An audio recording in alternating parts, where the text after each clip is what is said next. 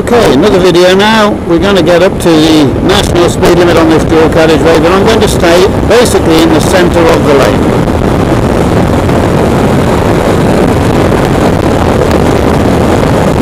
We're coming up towards 70, a little bit windy today. The microphone is actually picking up because I've lost the sound suppressor on the tip of the microphone, so we'll see when we look at the video back again what it's like. Yeah, I'm going to stay in the centre. I'm going to stay in the centre of the lane. The car coming up behind me way back. We will be overtaken if we stay at 70 over the road, of course, we expect it, because everyone else seems to want to travel at 75 miles an hour. There's an exit coming up. We're 300 yards away from that exit. Behind me, the car ahead of me is quite a long way ahead and probably won't pick it up on the camera. But again, going directly over the arrow, centre of the lane, the car behind is now gone off at the exit. But again, back to driving in the position of the centre of the lane, over the top of any arrows. Quite a bit of debris on the road now, something that's fallen off a vehicle. Will there be anything more just around the next corner? We need to be aware of that. What sort of hazards are we going to come across now? On the left we have the exit slip road, or acceleration lane to give it its correct term. And most people don't know that and they don't use it as an acceleration lane down here. I used to work in London. I did quite a bit of courier work for 2.5 years in London, and they know how to drive up there. I know you might think they're all a load of idiots driving around in London, but they're not. Most people know what they're doing and they know how to get ahead. They do take risks like anyone else on the road. You take a risk by just being on the road in the first place. But down here in sleepy Devon, they give way to people coming out of side roads. They allow people to cross the roads when there's no zebra crossings. They stop, in other words, and let them cross, and they wonder why they get hit up the rear. Again, a large arrow coming up. I'm going to go directly up the arrow, not over to the left of it, which would make it look like I was taking the exit, and keeping basically to the centre of the road. Right, I'm going to engineer an overtake, so I'm going to go a little bit faster. I want to engineer an overtake just for the benefit of the camera. No slow-moving vehicles, no lorries in other words. It is a Sunday, so there's very few lorries on the road down here on a Sunday morning. They all come out in the afternoon. We've got the possibility of stray deer on the road. I don't know why I said stray deer. They're all stray, aren't they? They're hardly domesticated. Keeping it right in the centre, keep it up the speed limit or thereabout, although I'm trying to catch up with the vehicle in front just to engineer an overtake. Okay. I'll wait until the camera picks it up because it still looks a long way away. I'm doing 74 miles an hour as you can see, and I'm coming up behind the vehicle. I'm going to check my mirrors. I signal light. I check my right mirror. And I check my right blind spot, then I will have it. I move to the centre of the lane, I check the mirrors, I cancel the indicator. Now I'm up to 75, coming down the hill at 75, I've got traffic, excuse my throat, I've got traffic coming over us. Right by on the left, that's okay. I'll get back in the lane just for the exercise of overtaking. We'll overtake and we'll drop back in after this vehicle. So I'm checking the mirrors before I change direction. I check the mirrors again. Now I check left mirror, make sure I can see the whole of the vehicle in the mirror, signal left, check the left blind spot, and move back into the centre of the first lane and cancel. I'm now going to return to the near side lane, check the mirrors and signal left, check the left shoulder, and move into the centre of the lane, check the mirrors and then cancel. It's a routine we go through all the time. OSLM PSL, observation, signal, observation, manoeuvre, position, speed, look. Keeping it in the centre, going up the big steep hill, I'll just keep the speed up a little bit and I'll do another overtake on the back.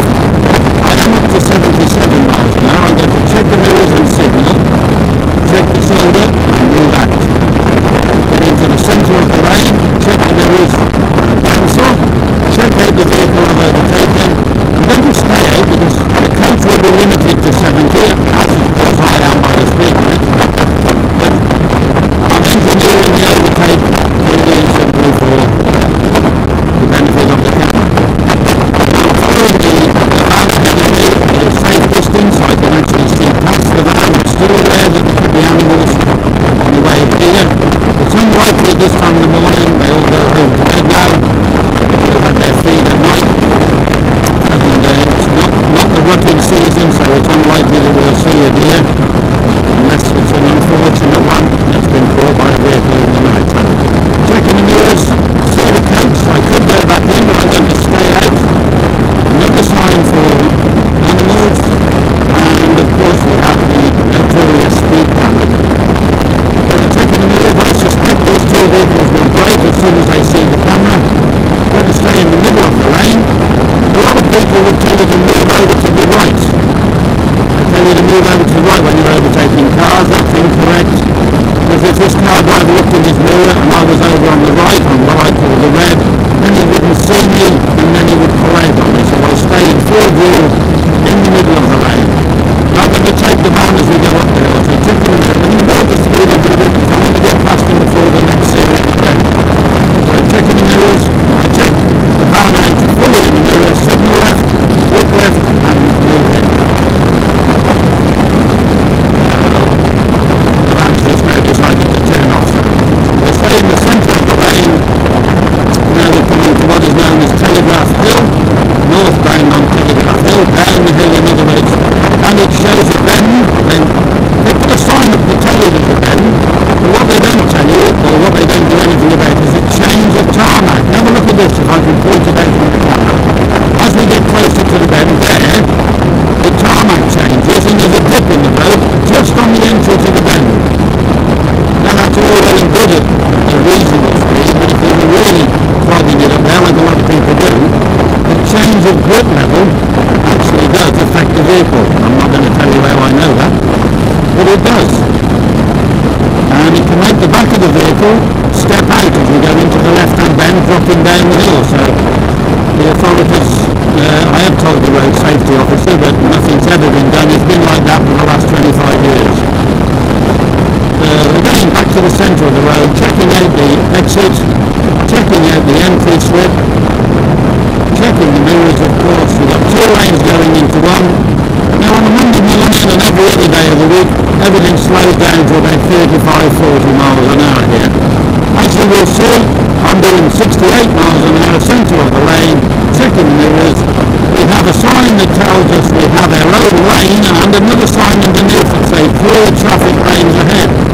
In other words, get a bloody move on, don't slow down to 35-40, just join the main dual carriageway, the main A38. But no, they all slow down and the traffic queues up to the halfway up the hill. I've seen it nearly to the top of the last hill. And then you have several chances of being hit up the rear. So we've now established ourselves on the new dual carriageway and we're doing 72. I'm going to take this next exit, signed Dawlish A379. So I check the mirrors to keep the bike in the centre. Again, we've still got the grey line, got a dead animal to the right. I'm going to move in. I don't want to get any of that all over my bike, shall we say. Now, 300 yard marker, check the mirrors. 200 yard marker, signal left. Leave the bike in the centre, checking the mirrors again. Look over the left shoulder, make sure it's safe to move in, and move in as early as you can. Then you only need to check for traffic on your right. But now we have another road coming in from the left. So I'll check the left mirror and the shoulder, keep the bike in the centre, and dropping the speed down to 50, checking left, and going to the centre of the whole road. Keeping the bike again in the centre, a reasonable distance behind the vehicle in front. Now we've got a side road coming up on the right. Over the first arrow, over the second arrow, and the third arrow we check the mirrors and check left, and we move in as early as we can to the left-hand lane. Check the left mirror as we go through a left-hand bend, keeping the bike in the centre, and check the right mirror as we go through a right-hand bend. They're just curves in the road, so we still need to check, just in case we need to tighten up the bend. You should never be going round a bend so fast that you cannot tighten up your turn. You can see there, I come all the way down there just over 50, quite easy of course because it used to be a main dual carriageway. This used to be the main road through Exeter before they built the motorway, effectively causing a bypass. Now we're down to the new speed limit of 40, check the mirrors on the approach of course, check out the side road on the left. Large vehicle in the lay-by, unlikely to move at this time on a Sunday morning down here. They'll probably be setting off this afternoon to go off somewhere to be ready to discharge first thing tomorrow morning. Now we've got a couple of vehicles coming down behind. We're going to stay at or near the speed limit. Well, I'm over the speed limit there at 2 or 3 miles an hour, and they're still catching me up. They will do, of course, and it's very difficult to stay at the speed limit on a motorcycle on a single carriageway road, or even a dual carriageway. Everyone decides to come past you. Nothing you can do about it, of course, so why should we be walked all over? We are safer when we're travelling just that little tiny bit faster than all the other traffic. Now, it's coming right alongside me as we go into a roundabout. Totally wrong, but then again you wouldn't have a clue. The roundabout, will it be clear? Yes. You do not want to be alongside another vehicle when you enter a roundabout. A roundabout's got bends on it, of course. It curves left and then right, and you do not want to be alongside another vehicle. And that was just typical of a car driver just coming up alongside me on the dual carriageway roundabout. Check out the roundabout. Check right, then check left, just avoid the drain cover. Signal for exit. Check left shoulder, right mirror, accelerate away back up to the speed limit, getting away from any vehicles behind you, because it's the only time that we can get ahead of them. We can out-accelerate them, but then they catch us up, and of course, if they catch us up and we've stuck to the speed limit, we know that they've gone over the speed limit. They're ever so likely to carry on over the speed limit, so therefore they're trying to overtake you in most situations. We're now coming back into a 30, so we check the mirrors. When we turn right at this set of traffic lights, this takes us towards a test centre, incidentally, in Exeter. Check the mirror and the shoulder, move into the right-hand lane with the shoulder check, bringing the speed down. And coming to a halt just before the line, checking the mirrors as you stop. Now, I always stay in first gear, just in case someone's going to hit me up the rear. Notice I could have gone across in front of that car, but you certainly wouldn't for your test. We wouldn't dive across in front of a car. We let him go. There was no reason to at all whatsoever. The car was going to be gone out of my way. There was no other vehicles coming. Now I move close to the left onto the yellow, and indeed partially into the cycle lane. It's got a dotted line, lifesaver left and turn. Check right mirror shoulder to move out. Car doing a U-turn ahead of me, and he's gone. Quite empty this road today because it's a Sunday. I can avoid the two big potholes here. I'm going to check left. Normally there's traffic parked on the left, and there's two great big dips in the road there. It's quite common all over the country nowadays. The road surface is cracking up everywhere.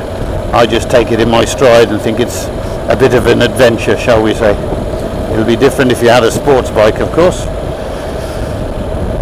It can do damage to your bike as well. Now we go straight ahead down the little track, and there we are.